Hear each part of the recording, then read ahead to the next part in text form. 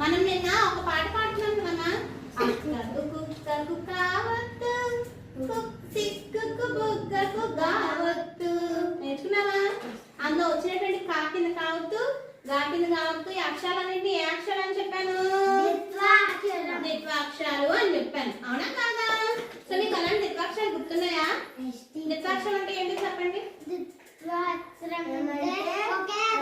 ఒక అక్షరానికి ఆ అక్షరానికి సంబంధించిన ఒత్తు వచ్చి చేస్తే ఆ అక్షరాలు ఏమన్నా అయితే ఇందులో ద్విత్వాక్షరాలు సంయుక్తాలు ఇచ్చాను. ఓకేనా? ఈ బొమ్మలో మీకు ద్విత్వాక్షరాలు తెలుసు కదా, వాటిని గమనిస్తున్నా చూడండి.